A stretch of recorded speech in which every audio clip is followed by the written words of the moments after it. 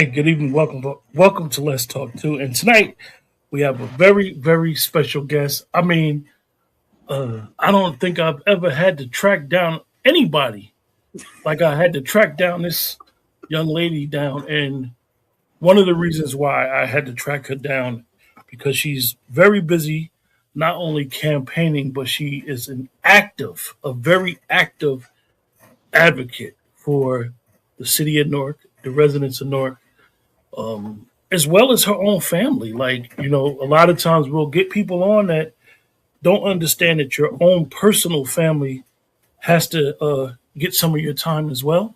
So tonight we have Miss Debra Salters on. She's running for mayor of the city of Newark, New Jersey. And we have a different format today. Usually I may be on the show by myself with just the candidate, but we have three distinguished members of the community of North New Jersey who is going to ask Debra some questions as well as people in the chat. If you guys want to join the chat and join in the discussion, you're more than welcome.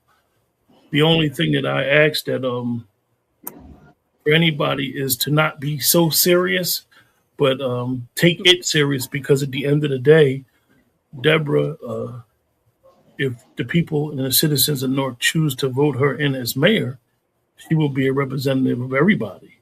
She'll be the mayor of anybody, not just people that even voted for her. Mm-hmm. So a lot of times they'd be like, "Oh, that's y'all mayor," or "That they work for y'all." No, she's trying to get the job as a representative and as the mayor of the city of North New Jersey. So, Debra, how you doing?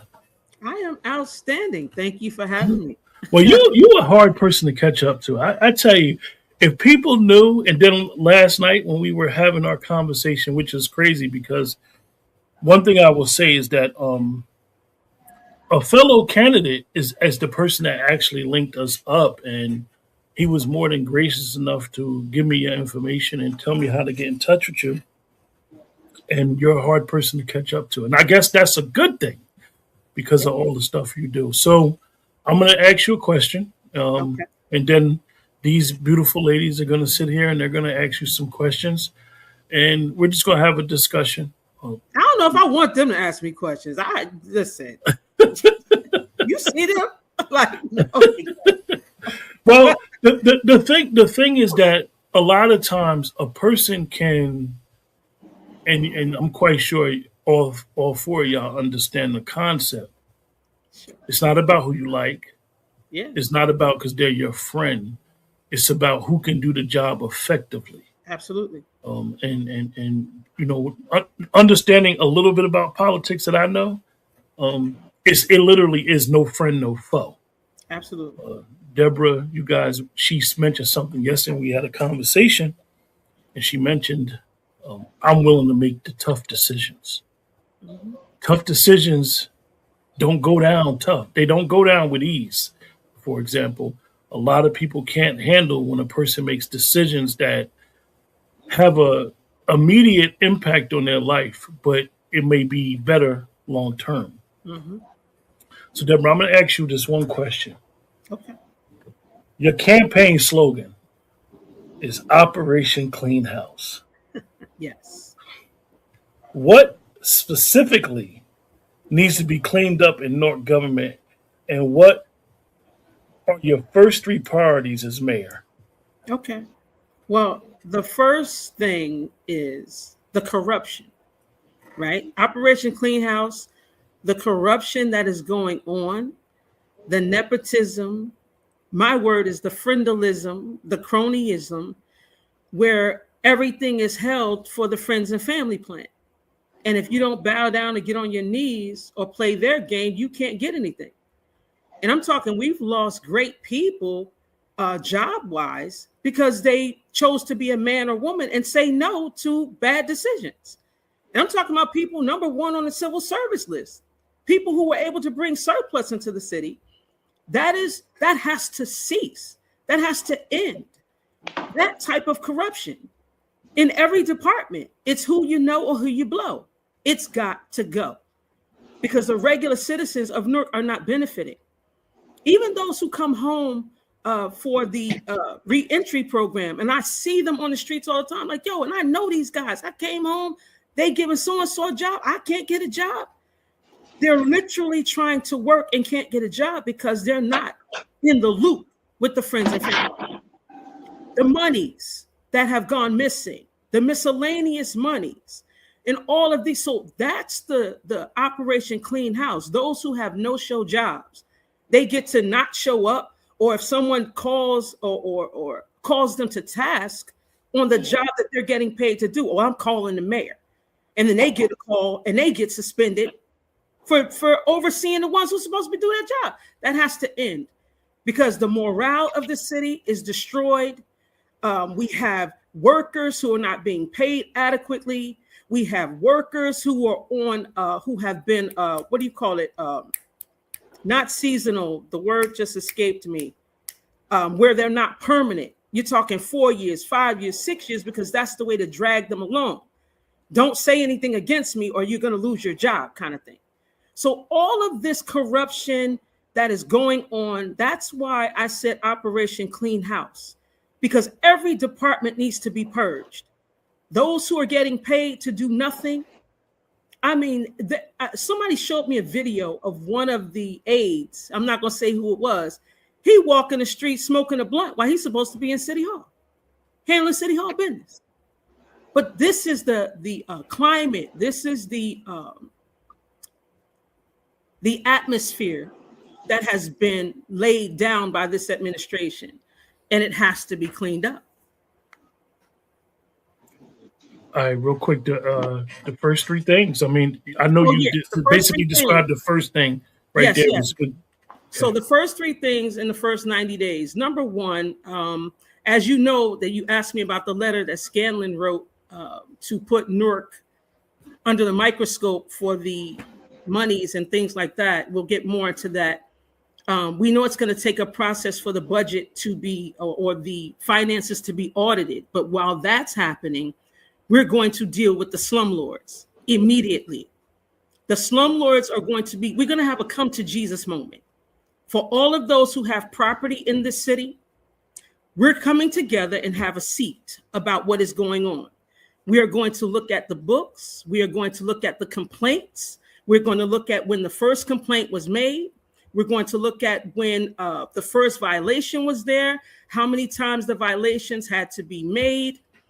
We're going to have a receivership with these certain buildings and slumlords that comes into the city of Newark. And based on the information that we find, the residents will be given a refund of some sort because of the pain and suffering that they've gone through with these slumlords. And they will no longer be able to take people to court for the slum conditions that they've made the people live in. That's number one and 1A, right? Number two will be in addition to that, our housing situation that we're going through with the low to moderate income housing. We're going to deal with that as well, because what they're calling affordable is not affordable. And we need to address that.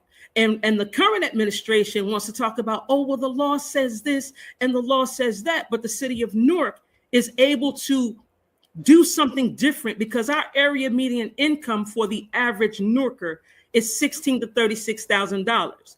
But what has happened is because the transplants have come into the city with what they're calling affordable, which you have to make $80,000 to $120,000 to live in. And then they want your left kidney. They want all your information. They want your birth certificate. They want to know every bank account. They want a $250, like all of these things. And so the people that have come here have raised the median income to about $40,000. But it's not because Newarkers have now gained more money. It's because of the transplants. So we're going to have a sit down as well. And then we're going to deal with our homeless situation, because we're going to make homeless solutions, not drop-in centers, not shelters. But the only thing that cures homelessness is housing.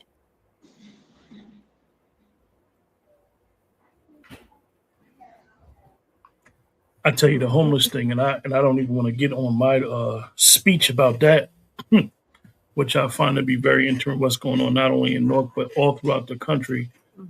I personally think, and I'll say it on record, not to take away anything about your interview. I think homelessness, unfortunately, is being criminalized Mm-hmm. all throughout the country. D, you had something you wanted to Ray. Yeah. Yeah, so you wanted to ask Miss Deborah a question. Yes, I did. I want to ask Miss Deborah if she become mayor of this city of Newark, and I hope and pray she does, because she's a whole female. She can help out. She understands the needs of the people. You understand what I'm saying? The job of being a mayor for this city is not for men only. She has a good chance of becoming that mayor. I want everybody in Newark to come out and vote for her. Then we can get to know what she's really about.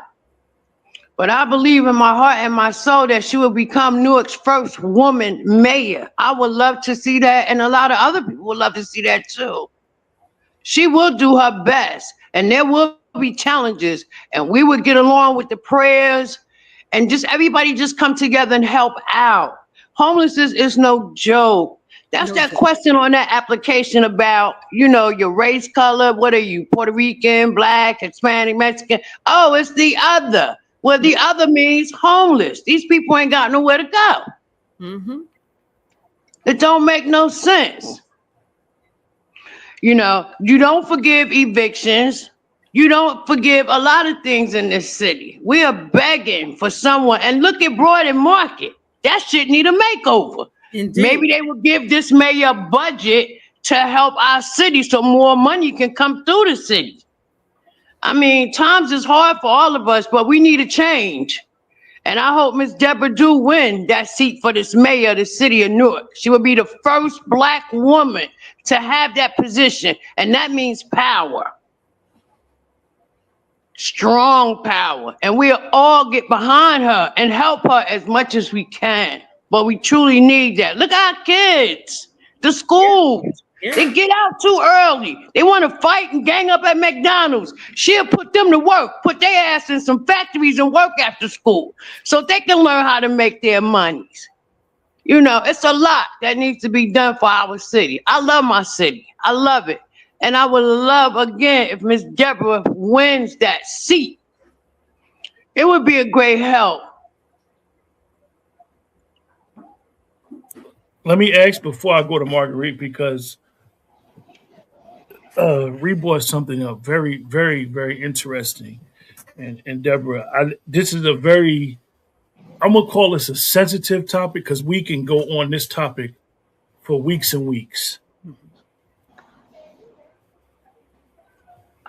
Schools, public schools, politicians have no business in public schools. Mm-hmm. Schools are funded by the state. Mm-hmm. And we see where a lot of these local politicians are influencing school board elections. Yes. And school boards themselves, where even in the school boards, in their bylaws, is unethical. I don't even know if the school boards or the school board members realize this. It's unethical for them to have political affiliation. Not illegal, unethical. We brought up a very, very interesting question. Our kids are getting out of school early. We know what there's being said about the schools are failing. So this is a long question, Deborah. I need you to try to give me an explanation on what you think can be solutions. We just seen an election where 3% of the city residents showed up. 2.9, yeah, about 3, yeah. Yep. Some of the incumbents got a passing grade for our kids failing. Mm-hmm. If you're elected mayor, how would you try to work in unison with the school board and superintendent on solutions? Or would you, because you can't get involved, but you can't let our kids fail but you can't get involved with school. So it's a tricky situation. How would you handle that? Okay, so, and I was like, darn it, when you said that, I meant to bring the mailer that had everybody and their mama on it that were endorsing the Newark Forward crew. I think you all received it. It was like 2 or 3 they mailed out. Like you said, all of the politicians endorsing that slate. And it's his whole team. So it's that $1.6 billion budget that they want to control, right? Who gets what contract and things like that. So to that extent, you said with solutions, I have attempted to work with the school board. That's why I ran for school board. What was it, 2 years ago now? I've given solutions. I'm a teacher as well. So I've attempted to work with Leon. I've attempted to work with school board members. The only one that listened was Allison when she was running for school board, because she actually, once she got on the board, she actually followed what I said. She went to every school. She made history by going to every school, because I said, as a board member, I would make it my business to go visit every school in the city of Newark, have a conversation with the principals, get in the mix of what's going on. So she actually did that, made history for herself. The rest of the board members did not. So I would continually, and honestly, I want to get a hold of Leon's contract. That's what I want to get a hold of. Because I saw the woman who was in charge. She's a lawyer that wrote up the contract the first time, that allowed his contract to roll over, and nobody knew about it, right? But she put a clause in there. So we've been trying to get a hold of that contract to see what's really going on. But there's no way these people should be given a pass or given the benefit or the bonus of being in charge of our children, and they have failed. And I said it very publicly and very openly. Oh, moving Newark forward. And I'm like, forward what? Off the cliff? Forward into the abyss? Forward into destruction? Because we don't have any ratables for what they're doing. And then this $500 million contract that they want, and I'm sure we'll get into that because I know you wanted to talk about that as well, because that was in Scanlon's letter, that they wanted to give this guy who was Raz's largest donor to his campaign for governor. You know, so all of these things are conflicts of interest, should not have happened. But the key word that you used was unethical, because what they say is, well, it's not illegal. It's just unethical. It's not illegal. So we're not doing anything wrong. But that's the frame of mind that people take when they have themselves in mind. And that's the problem. Our children have not been priority. That budget has. So for me, I would attempt to further work with them. Like you said, I can't really get involved like that. But I think I would be more in a position to have a further conversation as mayor with them. If that it's a very tricky situation. I know most people don't.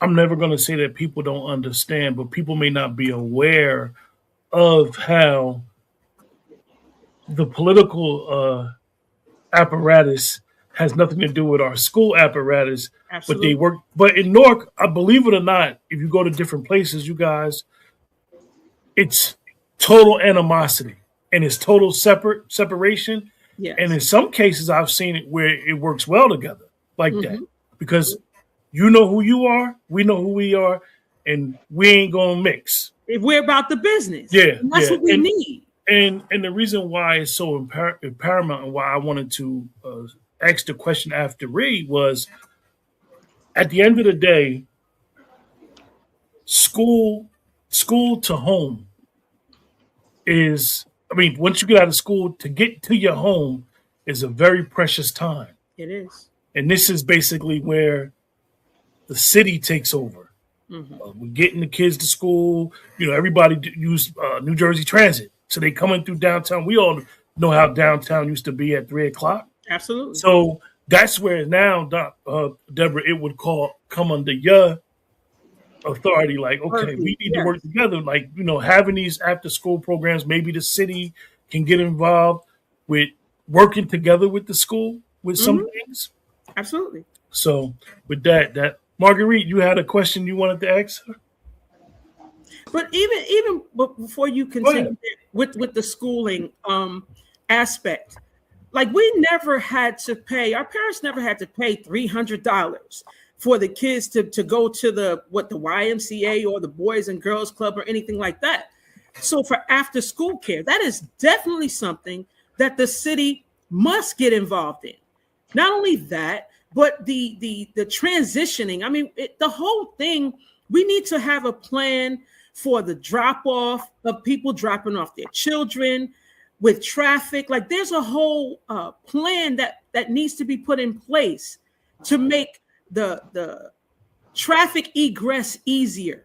In the mornings, we need to have block off certain amount of times where, during this time, this is drop off pickup, traffic needs to be diverted. So we need to do a whole revamping for everyone, for our children to be made priority from 7 to 9. You can't come down this particular area. That would relieve the traffic of people trying to get back and forth to work. So there's a lot that we can do. Like I have a whole plan for that, and I was about to just start rolling into it. But no, we need to take a good look at that, and I would definitely be involved with the after school programs for our children. Like I talk about, and I was looking at a building today. We have all of these buildings in the neighborhoods, not just, okay, we have the JFK Center, right? That's one center, but that's in one central location.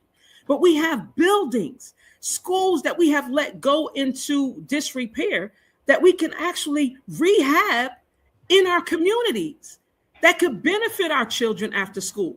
So they don't have to try to get way across town. We have it in your neighborhood. We have people who can teach the tech world business. We could teach them the trades like we had growing up. We are not utilizing what we own to benefit our children. Okay. Marguerite. Hi, how are you today? I'm great. How you doing? What's the new voice that I hear? I mean, this ain't your first rodeo. There's nothing new about my voice. Look at it. She sat up like, yes. There's nothing new about my voice. So you wanted to ask Okay. All right, Deborah, I've been hearing. Could you make sense of a few things? I've been hearing a lot about. Well, I have an aunt, and she's like, Raz is this, Raz that. He's done a lot. He's built this. He's built that. Could you help make sense of that? Okay, so with him saying, or with your aunt saying, and I've had this conversation with people in lawyers' buildings until I tell them what's really going on. So Raz hasn't built anything. What Raz has done is give away the city to different people because it's called pay to play. So what happens is these developers come in here, they lay down 55 million, 100 million at the same time. They give campaign donations, as we talked about the developer who they were given the $500 million contract to, who was the largest donator in his governor campaign of over $92,000. So this is what happens. And then these people come in here, and I'm in the tax abatement meetings. I'm in the council meetings. I'll give you an example. So instead of selling the property, and I'm saying that instead of selling these properties for what they should do commercially for like $28, $38, $48 per square foot, they've been giving it away for $8, $10 per square foot. So to give you an example, if the city budget is it says city budget is $1 billion, right? Giving you an example. If we give away 800 million in contracts because we're not getting what we should be getting for the properties, how do you think we're not going to have a deficit? You understand? So this is how we've gotten ourselves in trouble, because they've given away more than we've received because these people pay into their campaign coffers. So he hasn't built anything.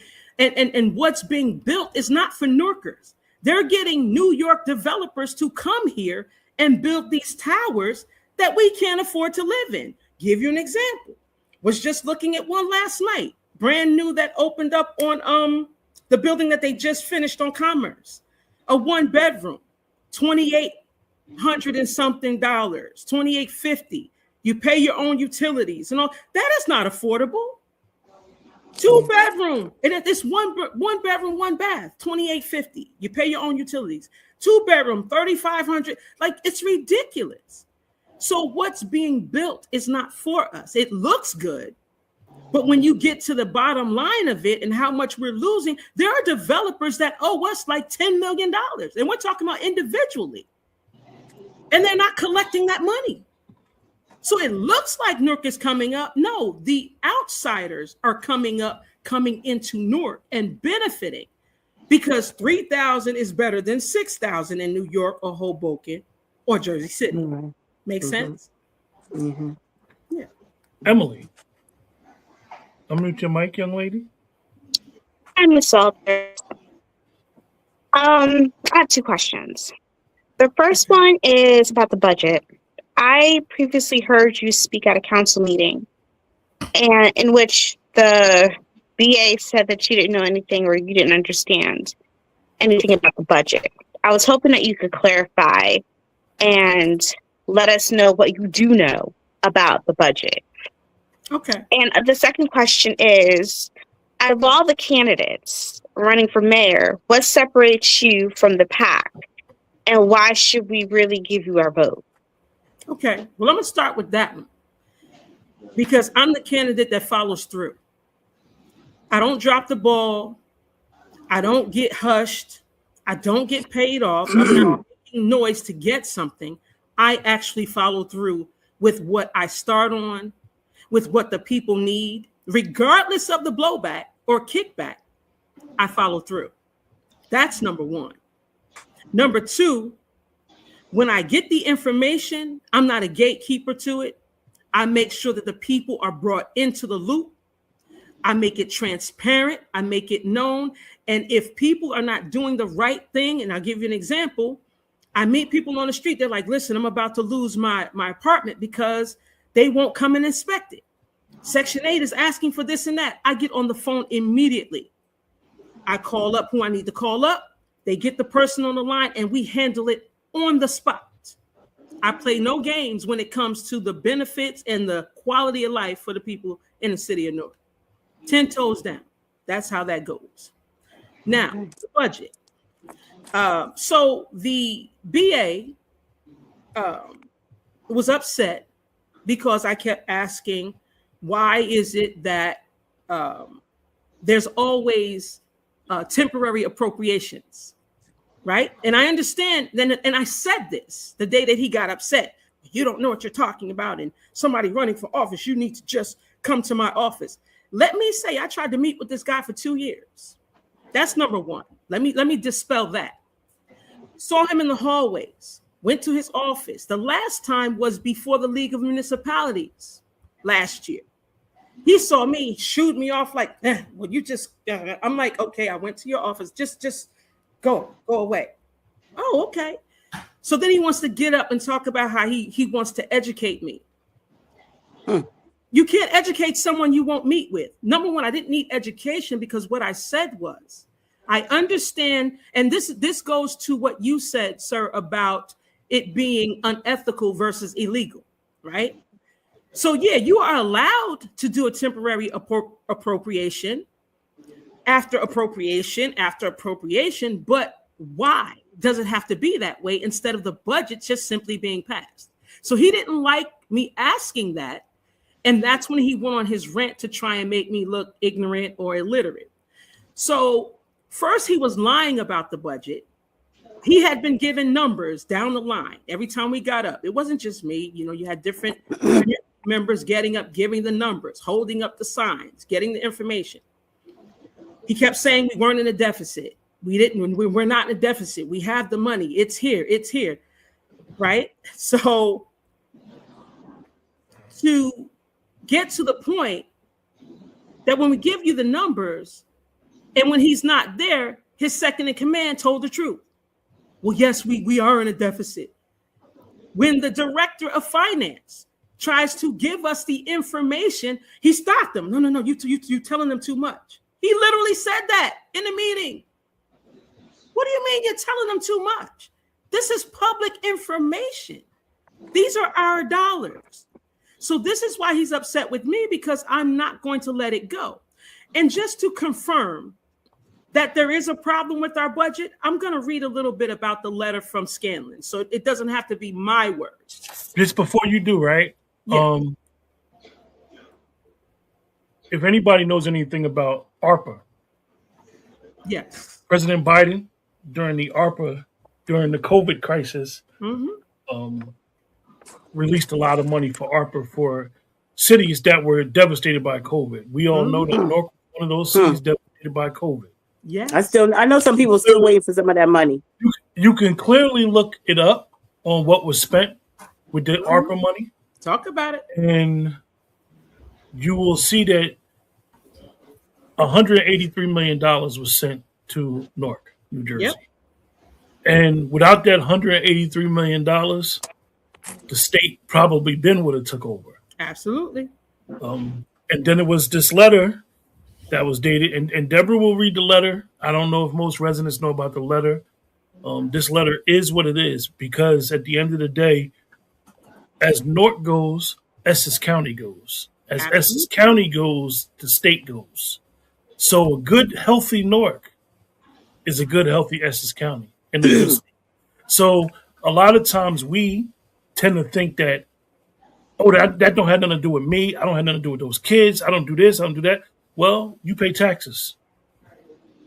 And everybody's suffering. And all of us that work and are working or getting money, however we getting it, we need to keep on to our little coins or try to save some money, but we're basically working poor. So, Debra, before my little speech goes too far into it, explain the letter. So this letter, and I have details from the letter, but if you want to pull a letter up and read it, you can. So I'm going to give. I got a copy of it. I don't know. I got my glasses on though, but this is a letter now. Put your glasses on. Put your glasses on. I can see it a little bit. State Senator O'Scanlan, right? Mm-hmm. He wrote a letter to Governor Murphy dated September 18th, 2025. Mm-hmm. And the reason why this is so important is because it was right before the governor election. So Murphy knew he was leaving out. Yes, he did. So he wrote, "Dear Governor Murphy, I am writing to request that your administration place the city of Newark under state oversight in return for the $52 million of transitional aid given to the city, not only for the reasons indicated in Senator Tester's letter dated September 9th, but for the additional reason that the city's budget being blatantly adopted next week for the year ending December 31st, 2025, will have substantial spent down a $78 million city surplus that existed as recently as December 31st, 2022. Now stop for a second. You said the budget December 2025. Didn't you say that? Yes. December. Go ahead. Failing to place the city under oversight, especially when it can't balance its budgets without special aid from the state, even while depleting its surplus, will poorly serve the city's constituents and state taxpayers, because next year, Newark will inevitably come to the state for an even larger bailout when its budget still has fundamentally imbalances and its surplus is gone. So before we get into that, right, I asked Debra a question yesterday when we had a conversation about some hard decisions.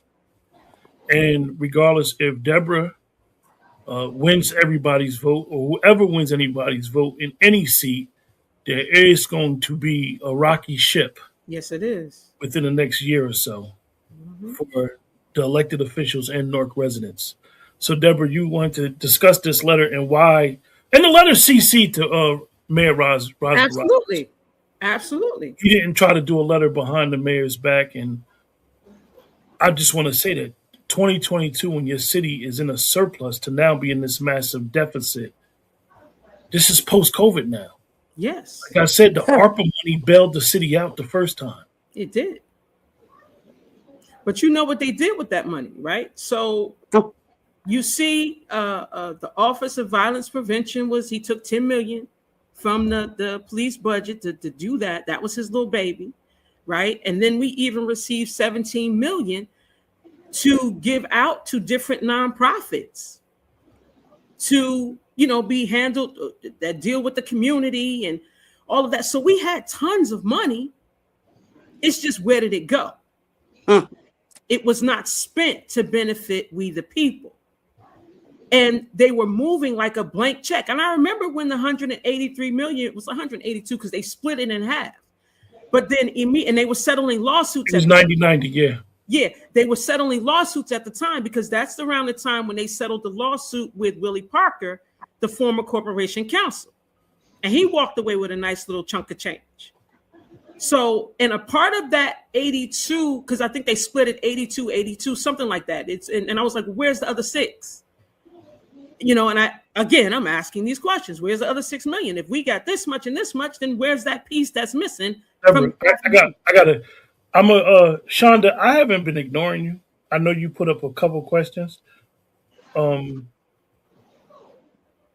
gonna put your statement up, and then I'm gonna put your question up, and then Donna, who's running for the mayor, she can answer your question. Oh, Debra. But Debra, excuse me, I should be remembering your name. That's my mother's name. But anyway, but Debra will be able to answer your question, Shonda. But I'm gonna put your statement up first. But you're a voter and you're a resident of Newark, hopefully, and I hope that I understand why you may feel what you feel. But I'm gonna just say, right, one of the biggest things, and I don't want Debra to have to answer the question. One of the things, Shonda, and I don't know how long you've been, quote unquote, concerned about politics, but just know that if you're not into politics, politics is into you. And being messy is a phrase that we shouldn't use for politics. Someone wants your vote, you need to question them on why they should get your vote.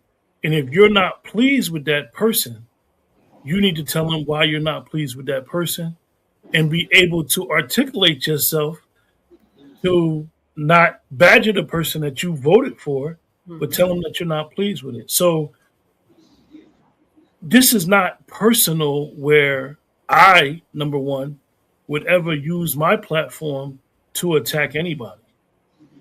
At the end of the day, it is what it is. And I didn't ask Debra to come on here or any other candidate that I've interviewed to ever come on here and attack anybody.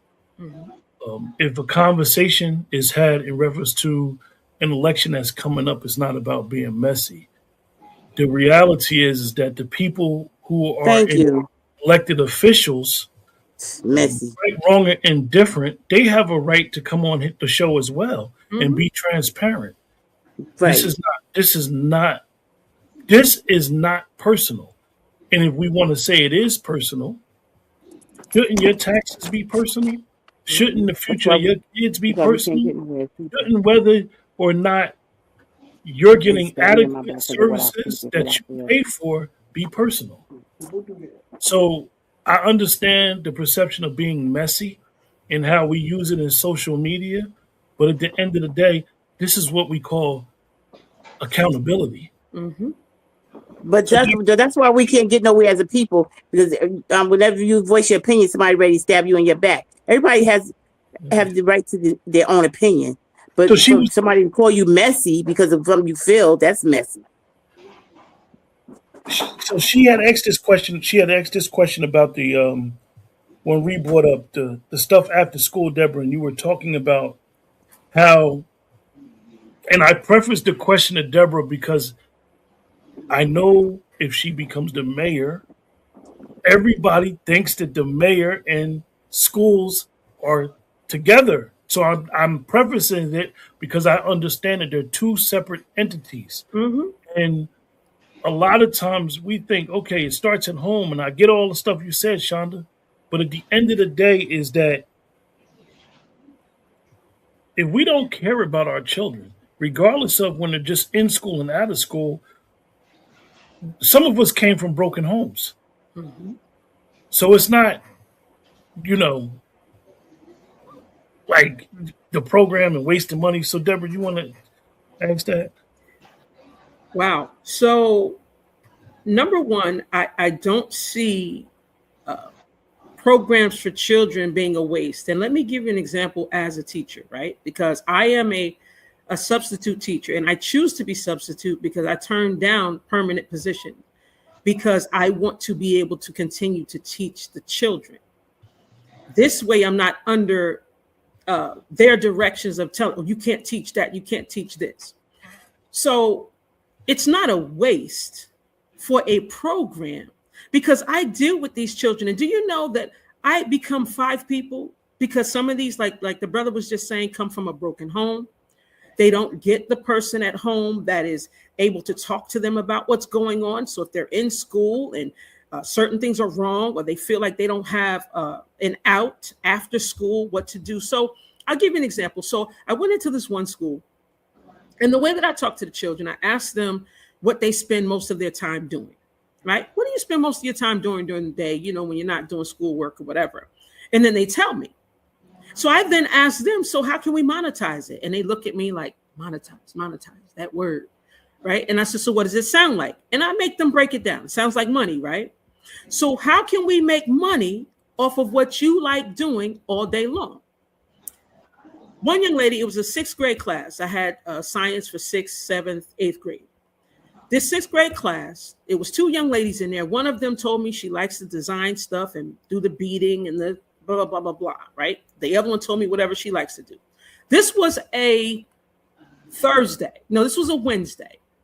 So the weekend came, Monday came, and she ran up to me, Miss Salters, I made almost $300 over the weekend because I asked my mother's friends if I could do this for them and that for them. So a program for children is not a waste when you teach them entrepreneurship. And this is 6th grade. So I told them to write a business plan, right? So they looked at me. I said, yeah, write down your business plan. I didn't tell them how to do it. I gave them, you know, and they went and they did it. They brought it back to me and showed me. So it's not a waste. If this is what I'm doing in school, and I have seniors who were graduating from school saying, Ms. Salters, I know that when you speak at the council meeting, you talk about the students, and they're like, well, can you say this for us? We're in class, and yeah, there's stuff in here, but when we get outside these walls and on the streets, there's nothing for us. So I'm experiencing this with these children. So a program in a building that is designed for them is not a waste. Now, what the waste is, those who getting paychecks and not doing anything to benefit the city. That's the waste. Maybe Ms. Van knows something we don't know. No, it's fine. She you know, and it's fine. And I understand, and I tell people all the time, you can like who you want to like, honestly, and that's that part. But if they are not the ones to get the job done, they don't need to be in that position. And I said I would even like some of them better when they're out of the position of hurting the people. You know, but if you can't think, but if they're looking certain people out, sure they're gonna run behind them. Right. So and so that's and so the money that's when other people come messy. Right. But see, we're not the current administration is messy. That's why it's called Operation Clean House. We're here to clean up the mess. Let me ask you a question. The young lady has a valid question. And sometimes, like I said, sometimes we have this this euphoric thought of how government really should be ran.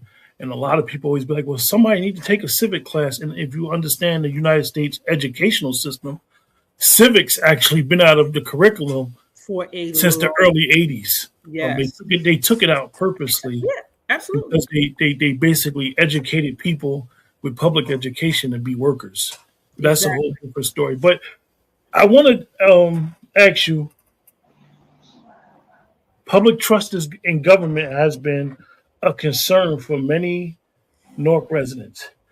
How would you increase transparency and accountability in City Hall? By doing this open door policy, right? You know how people say I have an open door policy? Literally, because City Hall is the people's hall.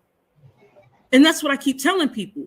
We are the bosses of any administration. We pay their salaries.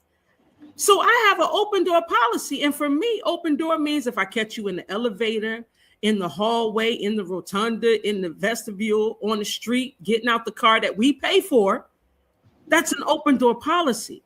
So when the director of finance gets up to explain what's really going on, I'm not going to don't tell them. No, tell the people what's really going on.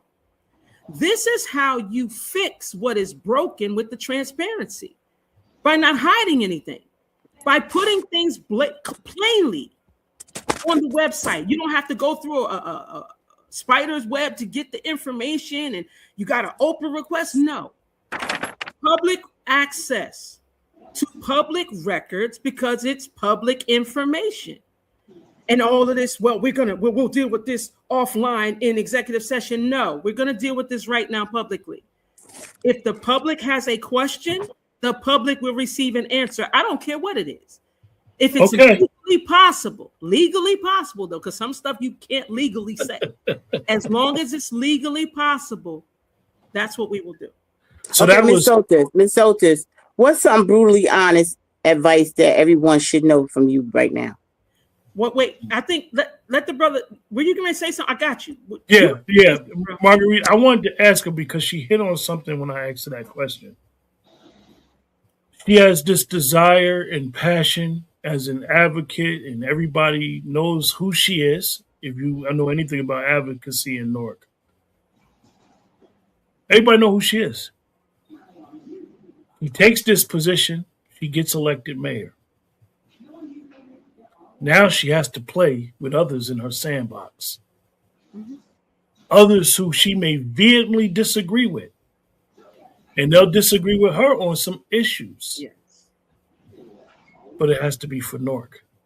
Absolutely. She may have to lose some battles.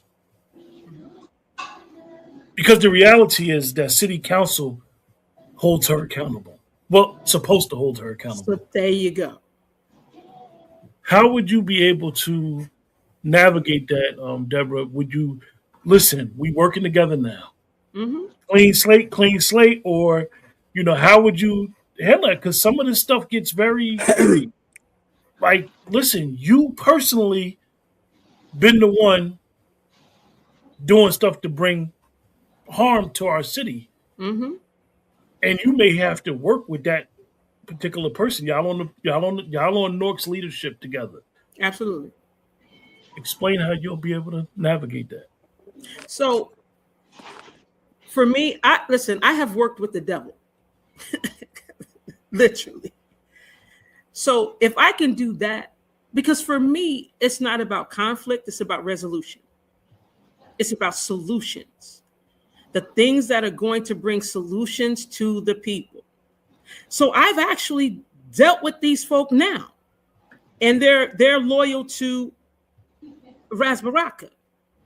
So I've made the phone calls. I've been in their faces because it's not personal.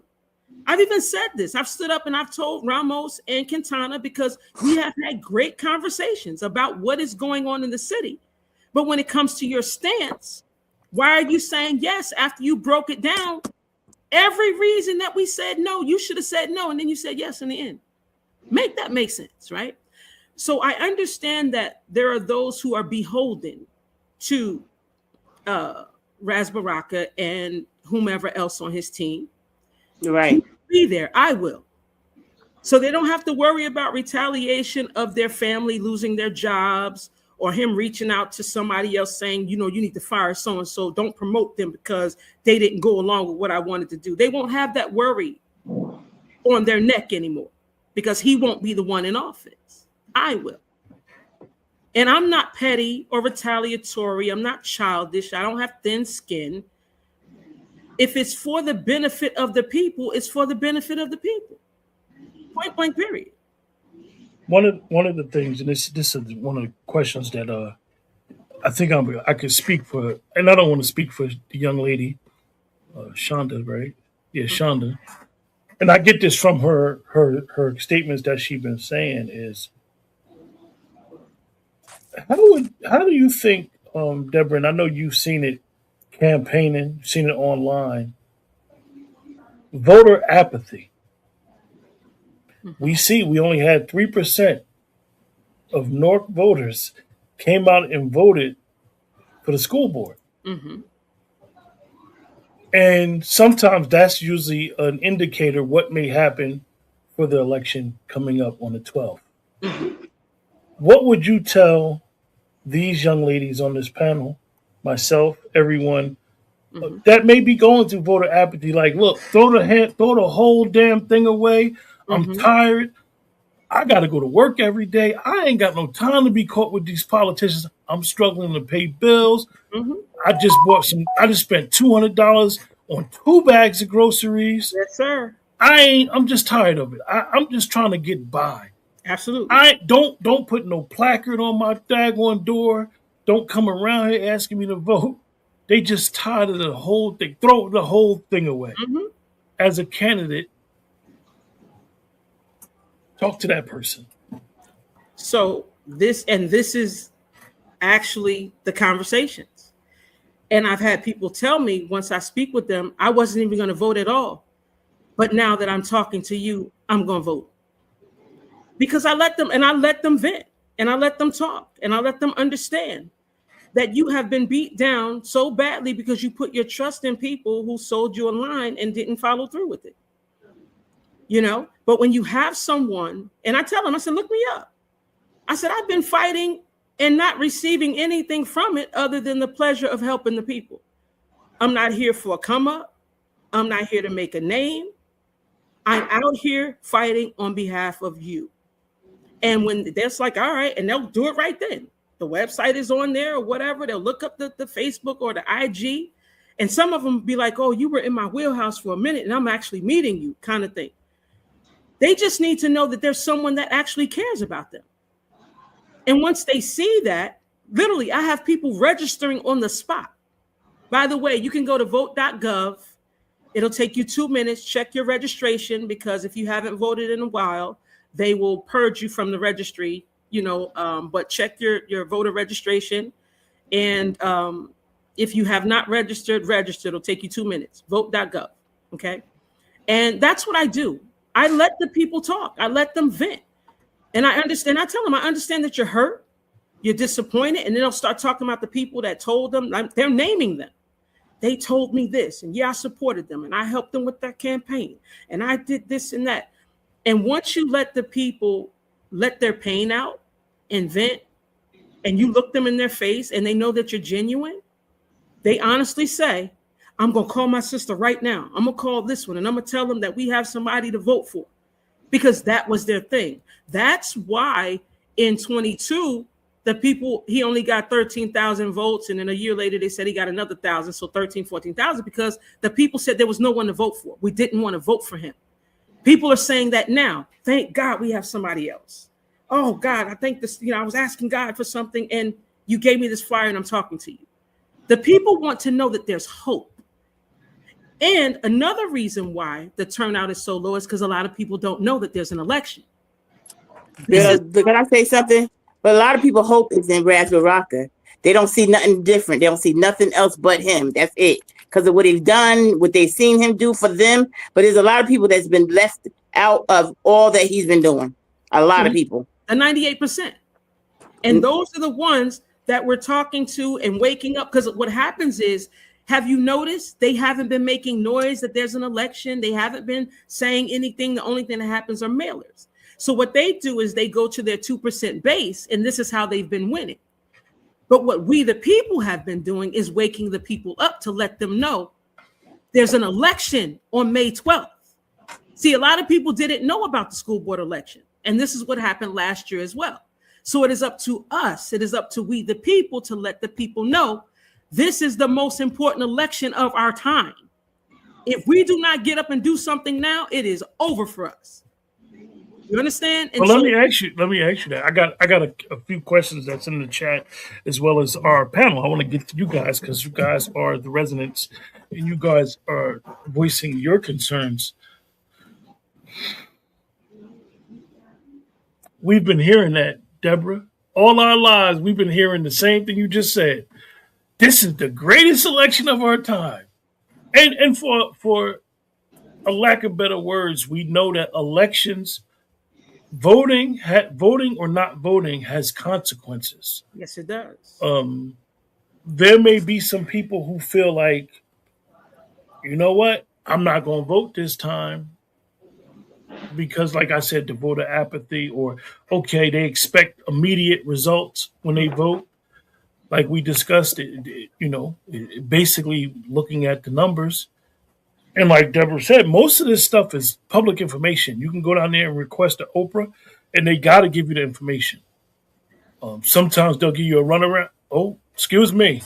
No, they're supposed to give it to you. Now, if they don't know you, yes, they'll give you what you're asking for. But I'm still waiting for Oprah requests from 22.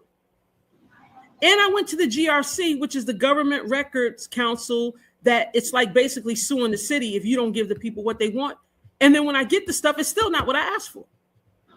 If you want detailed information about the mayor's salary, the stuff that's being spent, who's getting what is the detail, they won't give it to you.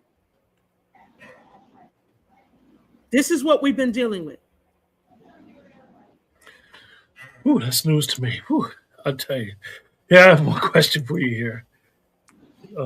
Ramon said, I have a question. As mayor, what would you do about the public safety issues and the drug problem within the city? First of all, public safety.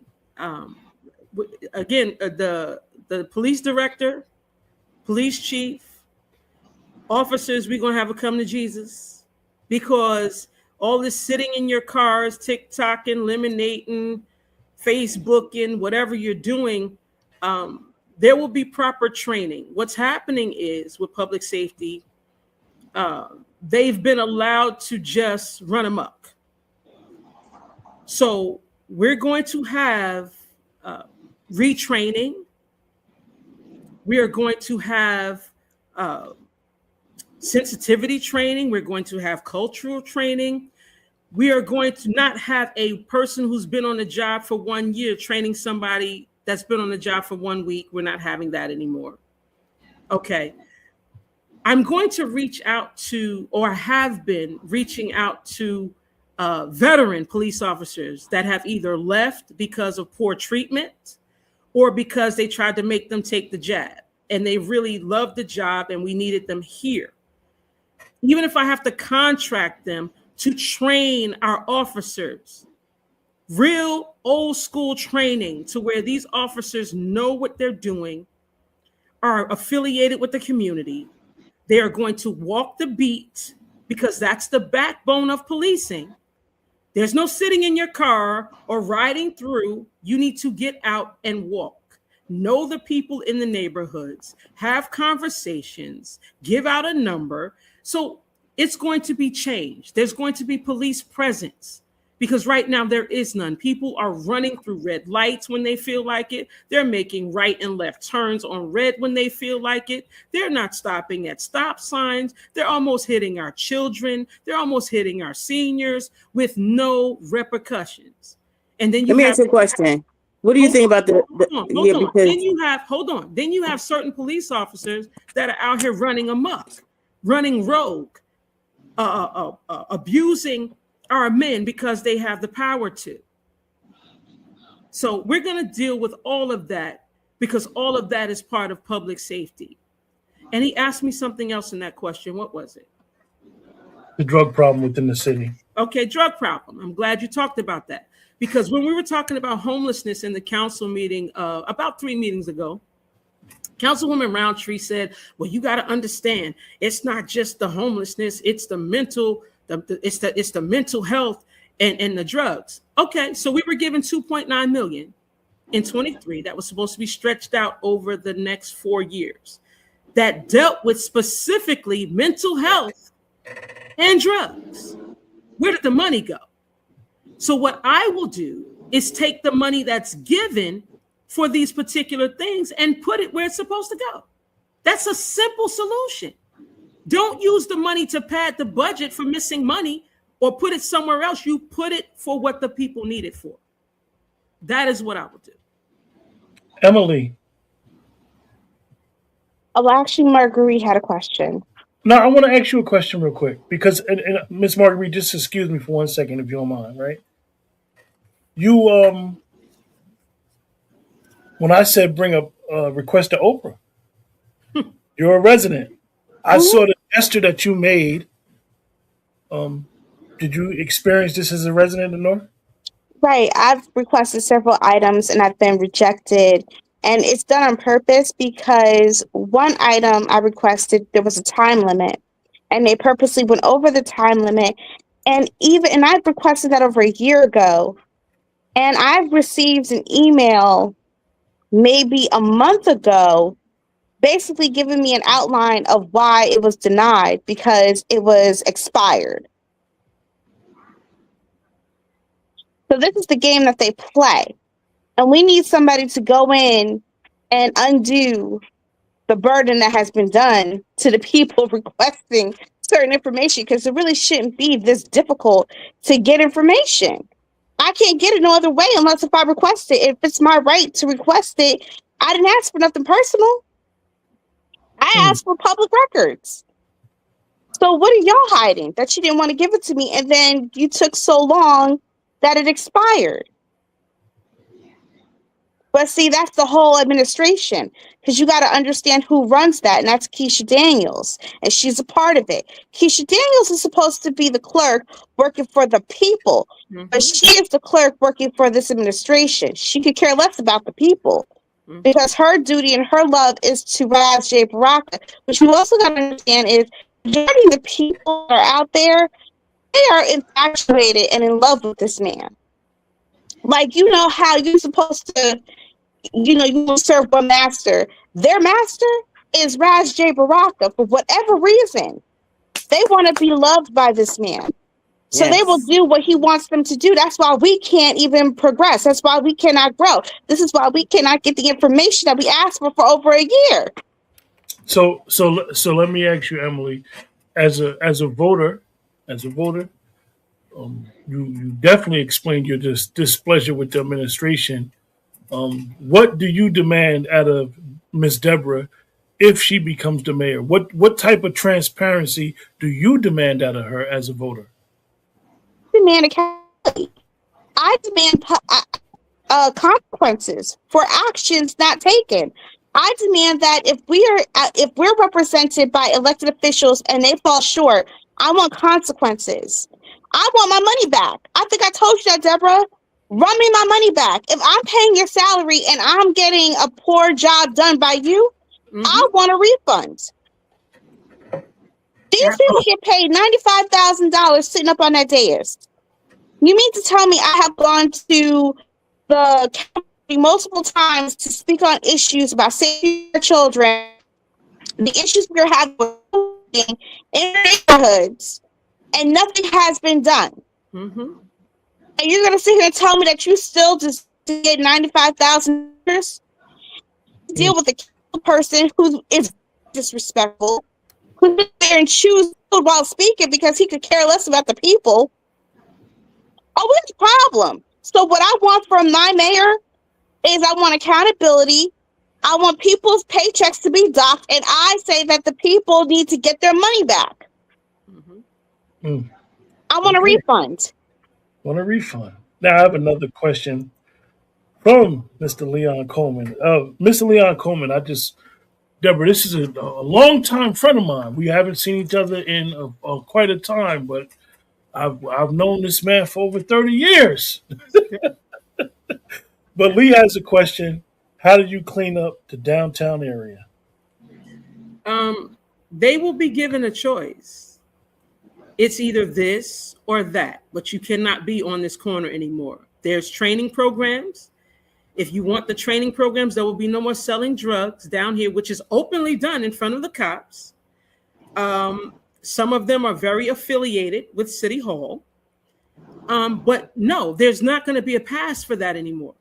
They know what they're doing. And a lot of them are, and some of them actually worked in City Hall. They were aides to council people. and they're down there slinging and carrying on. So that's what we're going to do. We're going to clean up that area by giving opportunity.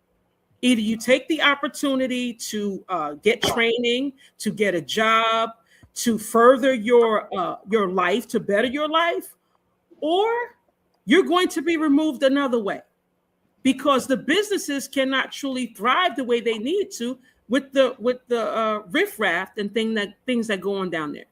And it's done in front of actually the police as well. It's like a known thing that this thing is happening and that thing is happening, but we're going to stop all of that because it must be stopped so that we can bring businesses back downtown. The businesses can thrive, because how are people going to get to the T-Mobile store or get in this store over here? And people, that's where the young lady, the teenage girl got beat up by the grown man down there, and nobody stepped in, and the police were called, and they came and told her they did nothing. So we're going to rid that area of all of that, but we're going to give people an opportunity to do the right thing. And if they don't want to do the right thing, the wrong thing is going to be removed another way. That's how we clean up that area. I'm upset right now. I'm upset right now. Marguerite, hold up. I apologize, Miss Marguerite. You're here. Go. A lady is stuck in her scooter across the street on that sidewalk. I don't even know why she was trying to ride that sidewalk. So let me add a little context to that. So across the street is where the city of Newark wanted to put the containers, right? The container homes. And we fought that, knocked it down. So the community gave suggestions of what needed to be done over there, what they wanted to see over there, what they could put there to benefit. Now, where's this at, Miss Deborah, if you don't mind asking? I'm sorry. Where's this at? Where's she mean across the street? Across the street where? On South Munn in the West Ward. Now, that lot, since they couldn't put the containers there, they just left it. And so they had left it a mess. And so they finally got it cleaned. But the sidewalk is 122 North Munn. It's 122 North Munn. North Munn. And the sidewalk is hazardous. Like, since they couldn't put the containers there, they gave the people a big FU. So a woman's riding her scooter and she's stuck. I guess right she's now. And she's stuck over there. And so Marguerita's upset because we have these discussions. Well, since they couldn't have their way, they're like, F you, we're not going to fix anything over there. And this is what we're talking about. Now, a partially disabled person is stuck on the very sidewalk that they could have fixed, as well as put there for the community. That's why she just said she's upset. So Lee asked a question here.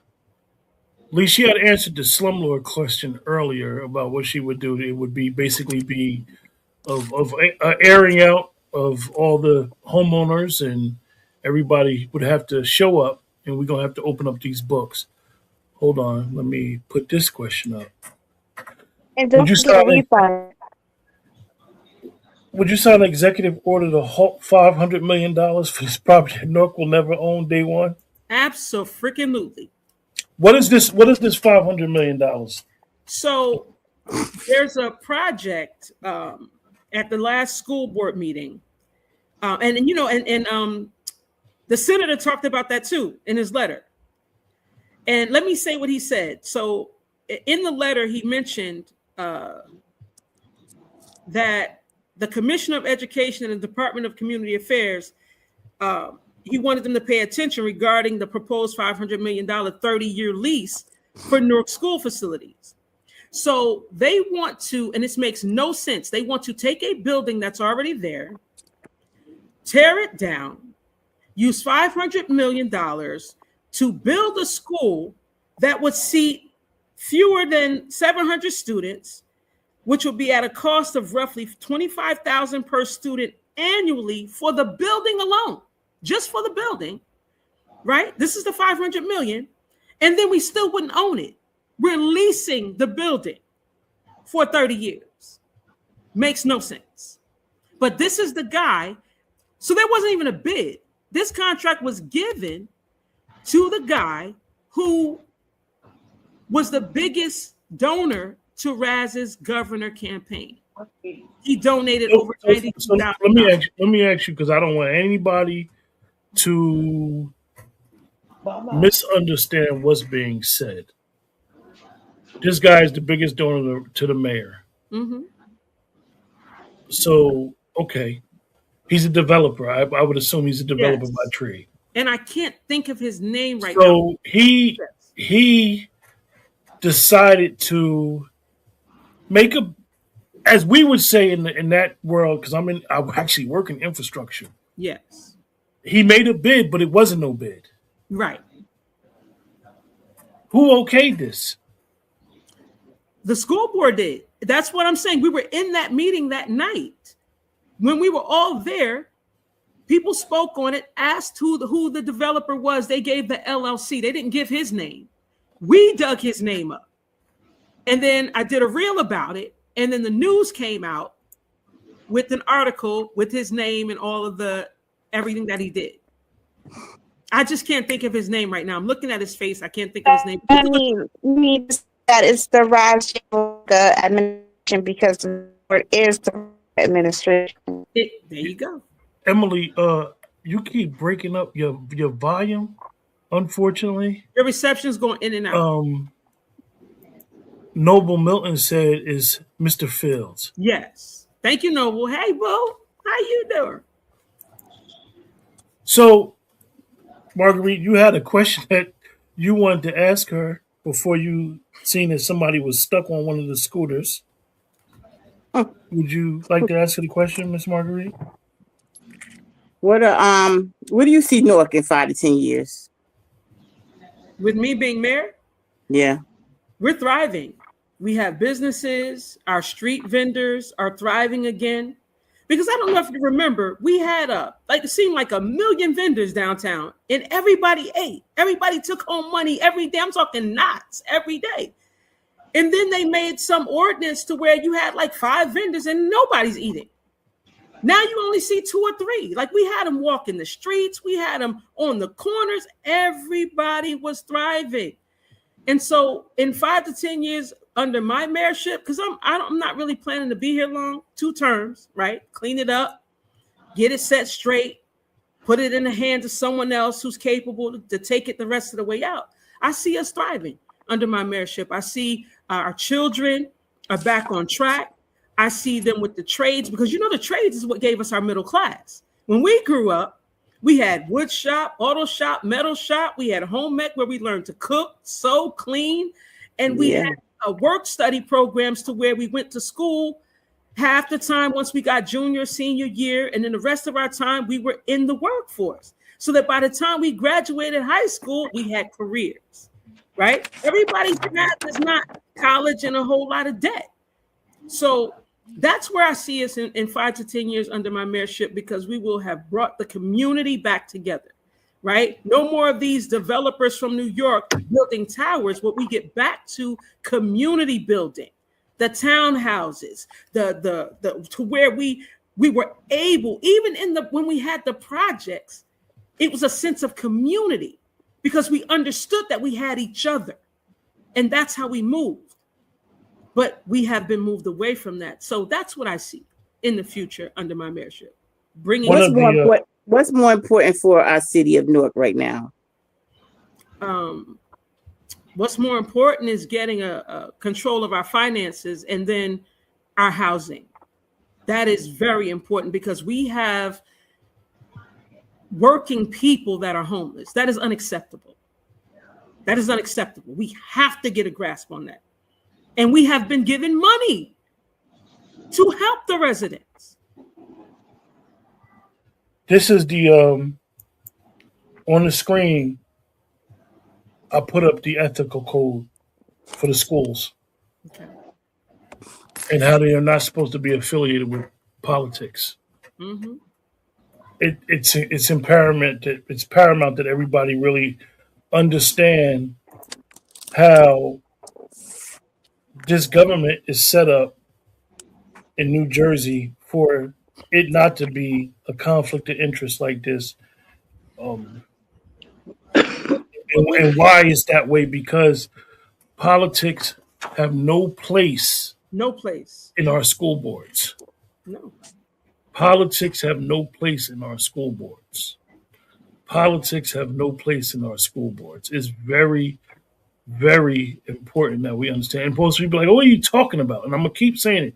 Most people will say, well, what are you talking about? Politics have no place. And if you understand anything about what just happened in this last election, the teachers union in the state of New Jersey is pissed off with Spiller right now because they feel like he used some of their money to run for governor. This is why you have to have a separation. So it's very important. Rhea, you've been quiet up there. You wanted to ask Doc. Go ahead, Ms. Deborah. One second. Yes, I did. I wanted to ask the mayor if it was possible that we can have our own newspaper back. Like we used to have the Star Ledger newspaper. We can get a newspaper going. Let's call it the Brick City News. Because when people come home from work, they still want to open up a newspaper and see what's going on in our city. So many things is going on in this city. We don't know what's going on. I agree with you. It will also help children to read, adults that can read and spell and look. Everybody don't know nothing about technology. You know, I'm one of those. I don't know anything about technology. When I come home, I want to go to my corner bodega and buy me a newspaper and come home and read it. I shouldn't have to go to New York City to Manhattan just to get a paper. There's a Daily News, Times Square, all types of papers. Newark don't have no more newspaper here. Also, that was jobs. Yes, when the Star Ledger newspaper was open, that gave us jobs. Yes. People was in the streets selling newspapers, you know. Yes. Where are these jobs? We need all of that back. We need to have our own newspaper, period. Ms. Rhea, you're talking to somebody that basically grew up on the newspaper, right? Come on. So when you mentioned newspaper, I had a friend of mine, to give you guys a little quick story, where his father was like one of the big dogs at Star Ledger. And he was a young man, and he said to me, I can get you 10 cents. And me not realizing that I could have made 10 cents off of every newspaper I sold, I was thinking, I don't need that little chump change. One of the biggest problems, Ms. Rhea, is that print media is gone. Not just Newark. It's going on throughout the country. I know the Washington Post, which is actually owned by Amazon, they got rid of their whole sports journalism room. So the Times nowadays, most people want to do social media, and it maybe anybody that hears this that got some money maybe need to invest in thinking having some real transparent media for the residents of Newark. I know I try to do as much as I can do from this end, and we all need to probably do more and be able to be transparent and be objective when you're telling the story, and not tell one side of the story, or just tell a story. Just tell what it is. Just say what it is. You don't have to even take sides. And guess what? You can go home at night and feel better that you haven't compromised your beliefs. Absolutely. For nothing and nobody. But I see one of the questions that Lee put up. They put a statement up, but I'm going to answer the question, and I'm going to ask you the question, Deborah. Splitting the vote. A lot of people feel like this mayoral candidacy may be split all upside down. 4,000 here, 2,000 here, $1 here. We know that every candidate has to get 50% for it not to be a runoff. It's a twofold question. You come in second. Would you approach the other candidates that didn't come in second to galvanize them to get behind you? To get that Let's all laugh. Let's all laugh. We already know what's going. Okay. And vice versa. You come in third or fourth. And you got your voters. You got people that be like, Miss Deborah, I'm down with you regardless. And that person that's second say, can you galvanize your voters behind me? Explain how you would handle both situations. But wait a minute, isn't that why most of them in the race to give their numbers to somebody else in the race? Isn't that what's been going on for years now? I particularly, I'm not going to say that. I can't say that, Miss Marguerite. I can say that. I can say it. I've seen it. I've seen it happen. You would be best to say that. I've seen it happen. I say this with all due respect. I've learned that every candidate and Newark residents need to not have apathy. This is my personal opinion. Newark residents, from everybody that I've interviewed and everybody I've seen on social media, they love their city. And having all of these candidates is a beautiful thing because it shows that regardless of what's going on in City Hall, people care. And having this race like this shows that. Yeah. And the reason why I asked the question about the splitting the vote, right, is because, like I told you guys, and he was in the chat, Noble, who's running for mayor as well, he's the one that linked me with Debra. So he wasn't worried about, oh, she's the competition. That's good. He didn't look at me like, man, that brother might be an op for Noble. That's a real man. So I say that this is the, in my personal opinion, I see nothing but people that love their city and care about their city and feel like this is what's best for their city. Well, I'm glad you see that. And so go ahead, Emily. You could go ahead first before I speak because you was falling out when he was talking. Go ahead. You could talk first and then I'm going to talk. Go ahead. I was going to say Noble is one of a kind and he is unscathed. Don't be fooled. You have a lot of Raz 2.0s out there during this election. You have a lot of people that are saying, oh, they care. But if you decrease their salary from $95,000 to $25,000, would they still care? Let me know. And in addition, so I know that when Marguerite was talking about folks being in the race to be vote cutters, I know that to be true because many have. Thank you, Noble. Many have had the meetings. Many have said, I just want a better relationship with him.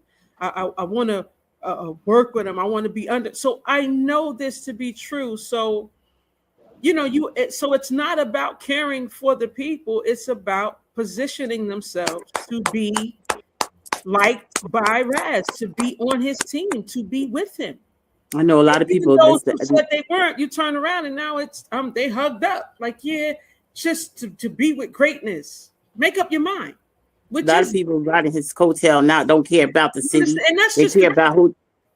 I'm about truth. I'm not emotional. I'm factual. This is what's happening. Oh, Marguerite, she ain't getting away from my question.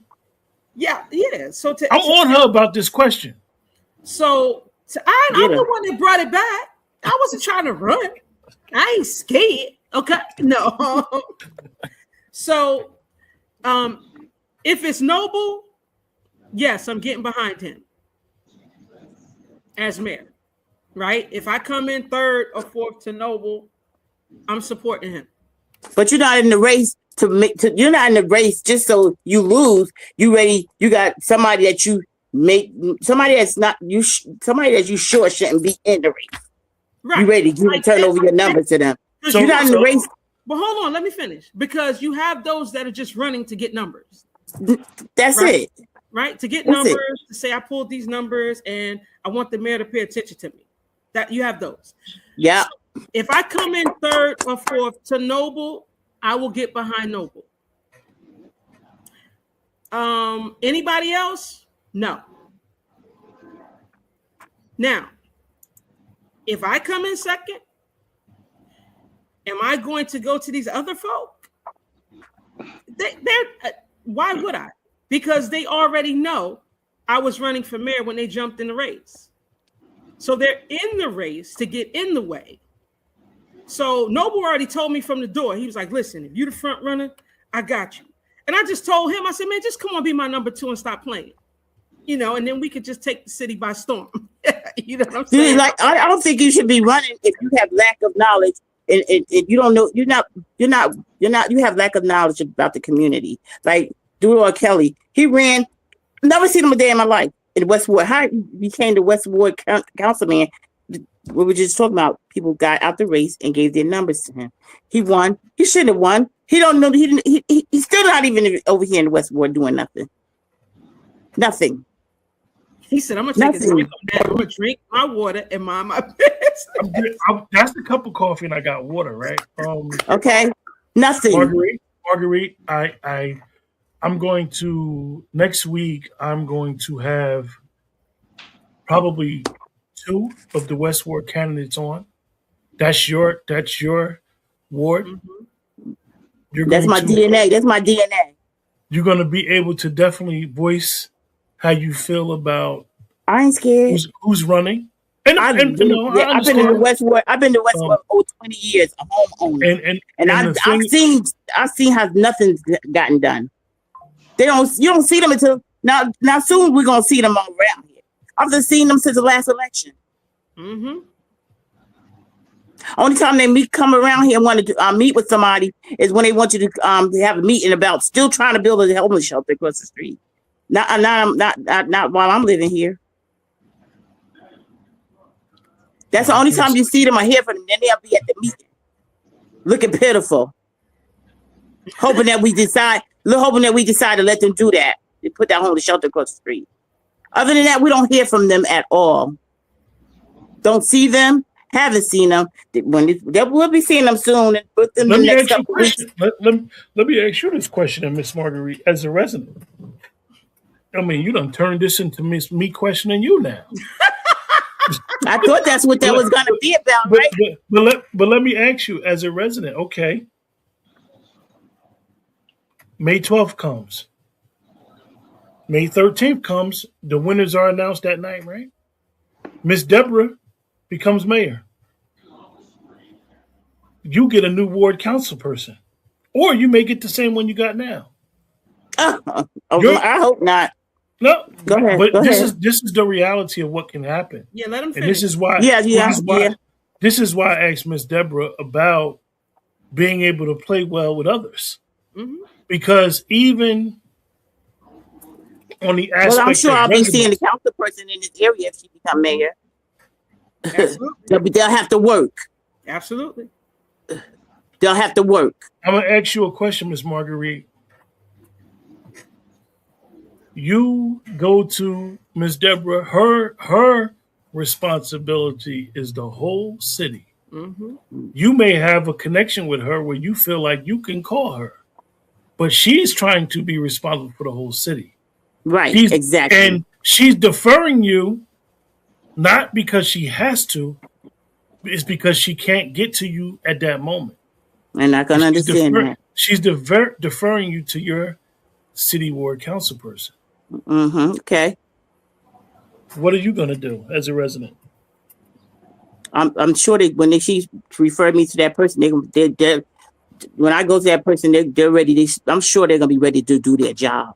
Mm-hmm. She can't make them. She can't make them. Consequences of them not doing their job. That's right. What you say, Emily? What's the consequence of not doing the job? So see, wait a second. The consequences is, and the reason why I keep bringing this up is because, and this is, I know that we think that the mayor can force someone to do something. No, that's not what that asks. That's not what. No. It's a concept that sometimes, okay, this person's the mayor. The city ward council person actually holds Debra accountable. That's right. But see, that's the problem. Don't lose your thought. This current mayor makes them do what he wants them to do. Not what they're supposed to do. Not what they're supposed to do. Because under there's the a difference. Act, They hold the power of the purse. They hold the veto power. If he wants to appoint somebody, they could say no. They could make him a mayor in name only. But they're not exercising any of that power because they bow down to him. I've seen them say no and then get a text. And 20 minutes later, well, can I go back and change my vote? I had a chance to look at this and that. Excuse me? Yes, sir. You heard what I said. Yeah, people do that when they realize they screwed up and pushed the wrong button. Then when they said no, it's like, oh, I'm literally, somebody comes and brings them something, or they get a text, you see them texting, oh, I want to go back and I want to change this. Mildred Crump was straight bully them. She told them one day, she told Ramos to just vote yes. We can go back and get this information later. My mayor wants this. Literally.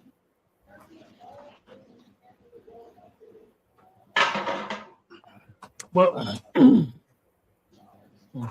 wow. That's crazy. Miss Deborah. It's a mess. It's a mess. It's a mess. So we're gonna close out.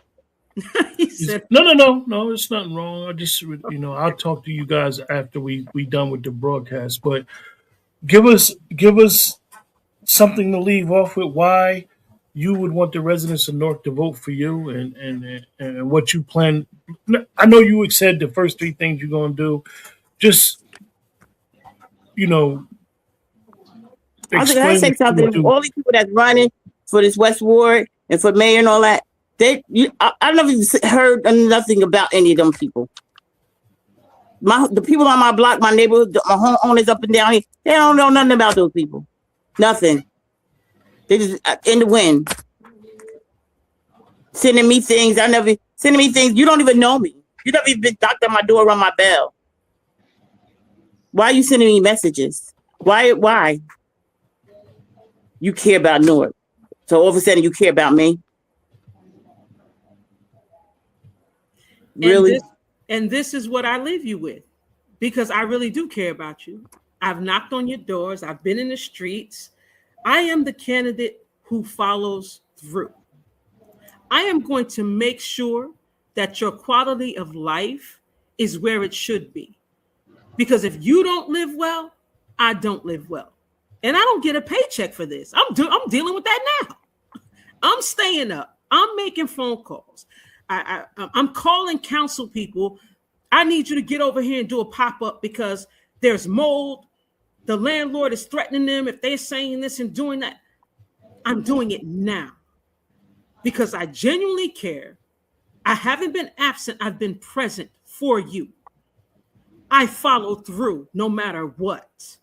Mm-hmm. I don't care the blowback, and you can ask any one of them. I've called them so much they stopped returning the calls with the snow. When we got the $12.9 million in December 9th, they passed the ordinance. We got the snow, and you saw the city was a complete mess. Businesses couldn't operate properly. Who's on the phone? I am. Who's in their face? I had to go to City Hall because they stopped returning the calls because they wouldn't pick up the piles of ice in front of the businesses, so there was no parking. I got to City Hall. I looked Crump in his face. I went down to the other counts, and then they got on the phone, and the people showed up. This is what I do now. I follow through for the people. I will fight 10 toes down. You can't pay me off. You can't shrug me off. It will get handled. There will be no questions like Ramos has been asking questions. I've been asking for this information for the last 2 years. Then you're ineffective. And you don't get results. I get results. Because you, the people, are who matter. You are the city. You are the bosses. You say what goes in this city. So I am to do what you need for you and your family and your children to live, breathe, and thrive. So if you truly want someone that is going to clean the house, bring in freshness, newness, give you a brand new day, light up the city, take away the darkness, and meet your needs, then you need to vote Debra Salters 1A, because I'm for you all the way. That's it. I play no Don't- games when it comes to you. Don't go off.